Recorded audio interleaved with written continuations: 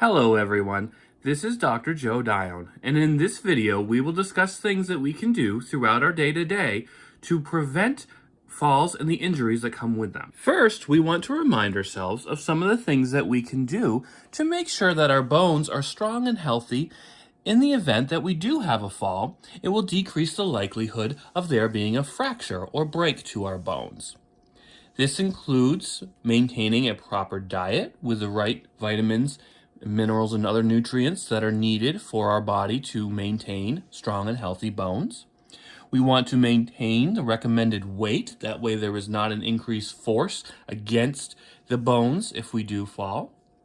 And we also want to remind ourselves to perform regular weight-bearing exercises throughout the week. As we've discussed in a previous video, these are exercises where we are doing day-to-day movements against gravity. We also want to make sure that we are regularly taking any supplements or medications that have been recommended to us by our doctor.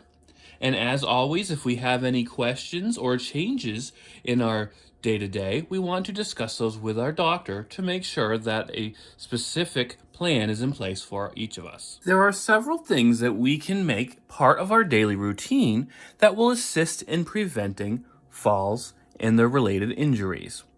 One of them, as discussed previously, is to stay active. Routine weight-bearing exercise and regular walking aerobic activity will help keep our bones strong and our balance on point so that there's a decreased risk of us falling. We want to make sure that all of the hallways and exits in our home are clear of tripping hazards. And if we have pets, we want to be mindful that they may leave toys in other areas of the house, so we want to be looking for those and picking them up before we are walking around, especially in the evening hours. That leads to the next point, that we want to make sure rooms are well lit. Especially in the evening, if we have to get up to get a glass of water or visit the restroom, we want to make sure that we have lights on or have a flashlight ready if needed, in the event of saving on electricity, or if there is a power outage in a storm, we want to be able to move around and still be able to see what's on the floor in front of us. We want to make certain we are always wearing proper footwear. This is included inside the house. We want to have something that has some sort of ribbed bottom so that we're not slipping. So maybe some hard-bottomed slippers or an inside pair of shoes. We also want to make sure that if it's bad weather and there's potential slippery surfaces outside, that we're always wearing the proper footwear. And we want to make sure we're wearing that outside even a few days after the storm.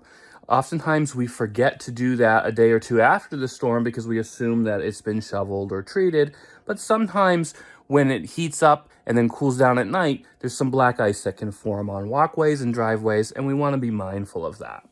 We also want to make certain that we're always using any assistive devices that we need, such as handrails, a cane, a walker, grab bars in the bathroom, etc. We want to make sure that we're using those to help us get through our activities of daily living without the higher risk of having a fall.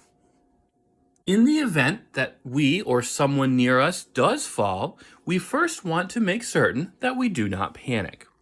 We then want to see if we're feeling pain or ask the person if they're experiencing pain, especially if they fell on their side. We're wondering if they fractured their hip. Then we want to see if we hit our head or if the person hit their head and there's any possible head trauma. Next, we want to call 911. We do not want to get up or move the person prior to talking with 911, as they will help us screen for potential fractures and the likelihood of head trauma. We want to make certain we always have the ability to call 911. If we are home with others, we want to yell for their help in calling 911.